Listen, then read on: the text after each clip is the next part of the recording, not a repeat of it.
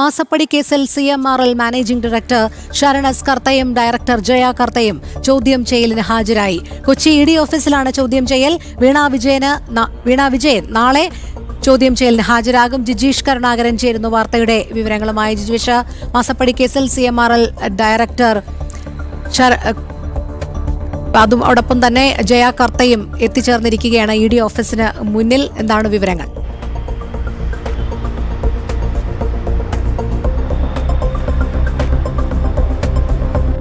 Rohini, enforcement directorate ഇന്ന് തുടർച്ചയായിട്ട് തന്നെയാണ് ഇന്ന് CMRLന്റെ മാനേജിംഗ് ഡയറക്ടറും ശശിധരൻ കർത്തയും ഇപ്പോൾ ചോദ്യം ചെയ്യുന്നത്. പ്രധാനമായാണ് ഇവരെ ചോദ്യം ചെയ്യുന്നത്. ജയ കർത്ത ഡയറക്ടർ ആയിട്ടുള്ള കമ്പനിയാണ്. ഒപ്പം തന്നെ ശശിധരൻ കർത്ത കൂടി ഇതിൽ ഡയറക്ടറാണ്. ഈ എംപവർ ഇന്ത്യയാണ് വീണയ്ക്ക് പണം നൽകി 50 ലക്ഷം രൂപ വായ്പയായി അനുവദിക്കുന്നത്. അത് മാത്രമല്ല, നേരത്തെ മറ്റൊരു കടം ഉള്ളപ്പോൾ തന്നെ അത് കൃത്യമായി തിരിച്ചടവില്ലാത്ത ഘട്ടത്തിൽ തന്നെ പണം വീണ്ടും അനുവദിക്കുന്നു. ഇതെല്ലാം തന്നെ മാസപ്പടി ഇടപാടുകളുടെ ഭാഗമാണ് എന്നാണ് അന്വേഷണ സംഘങ്ങൾക്കെല്ലാം തന്നെ വ്യക്തമായത്. അതിന്റെ അടിസ്ഥാനത്തിലാണ്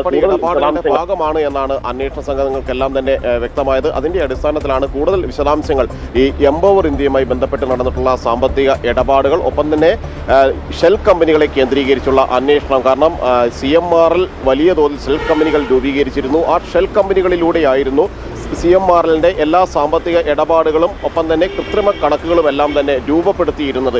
ഇത്തരത്തിൽ ഷെൽ കമ്പനികൾക്ക് പല കാരണങ്ങൾ പറഞ്ഞ് പണം നൽകുന്നു. ആ പണം വീണ്ടും തിരികെ CMRLലേക്ക് തന്നെ എത്തുന്നു.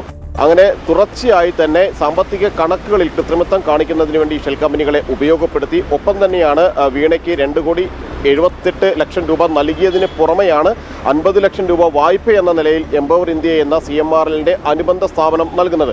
അത് എന്തടിസ്ഥാനത്തിലാണ് ആ പണം നൽകിയതെന്നും, ഒരു കടം ഉള്ളപ്പോൾ തന്നെ സാധാരണ നിലയിൽ വായ്പ നൽകുന്ന ധനകാര്യ സ്ഥാപനങ്ങൾ നിലവിൽ വലിയ തോതിൽ വായ്പ തിരിച്ചടവ് മുടക്കുന്ന ആളുകൾക്ക് വീണ്ടും ആ തിരിച്ചടവ് നൽകുന്നതിന് വേണ്ടി മാത്രം വായ്പ നൽകുക എന്നൊരു സംവിധാനം സാധാരണ നിലയിലില്ല. വായ്പ തിരിച്ചടവ് മുടങ്ങുന്ന ആളുകളെ സ്വാഭാവികമായും ഇത്തരം വായ്പ നൽകുന്നതിൽ നിന്ന് ഒഴിവാക്കുകയോ അവരെ കരിമ്പട്ടികയിൽ പെടുത്തുകയുമാണ് ചെയ്യുന്ന പതിവ്. എങ്കിൽ അതിൽ നിന്ന് വ്യത്യസ്തമായി വീണയുടെ കമ്പനി വലിയ സാമ്പത്തിക ബാധ്യത ഉണ്ടാക്കിയിട്ടും വീണ്ടും 50 ലക്ഷം രൂപ വായ്പയായി അനുവദിച്ചു. അത് ഏതു സാഹചര്യത്തിലാണ്, എന്തിനാണ് ആ പണം അനുവദിച്ചത് തുടങ്ങിയ കാര്യങ്ങൾ തന്നെയാണ് പ്രധാനമായും ഈ ജയ കർത്തയിൽ നിന്നും ശരൺ കർത്തയിൽ നിന്നും എല്ലാം തന്നെ അന്വേഷണ സംഘത്തിന് തേടാനുള്ളത്. മാത്രമല്ല, ഈ സേവനങ്ങളുമായി ബന്ധപ്പെട്ട് എക്സോലോജിക്കിന്റെ ഉദ്യോഗസ്ഥരെ, CMRLന്റെ ഉദ്യോഗസ്ഥരെ ചോദ്യം ചെയ്യുന്നതിന് ഒപ്പം തന്നെ മറ്റു ചില പ്രധാനപ്പെട്ട വിവരങ്ങൾ കൂടി അന്വേഷണ സംഘത്തിന് ശേഖരിക്കാനുമുണ്ട്. കാരണം CMRL ഏതെങ്കിലും തരത്തിൽ സേവനങ്ങൾ ഒന്നും തന്നെ എക്സാലോജിക് എന്ന വീണ വിജയന്റെ കമ്പനിയിൽ നിന്ന് സ്വീകരിച്ചിരുന്നില്ല എന്നാണ്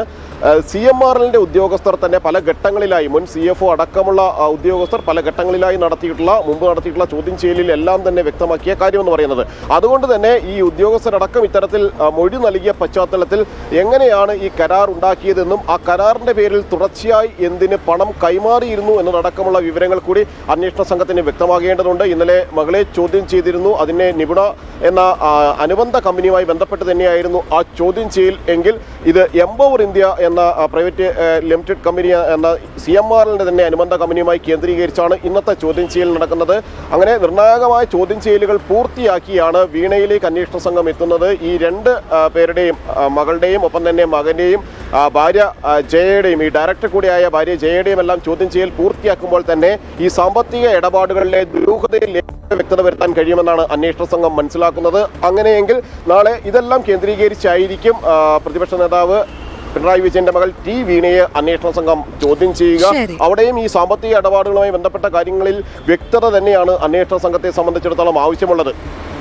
ശരി, ജിജീഷ് കരുണാകരനാണ് വിവരങ്ങൾ നൽകിയത്.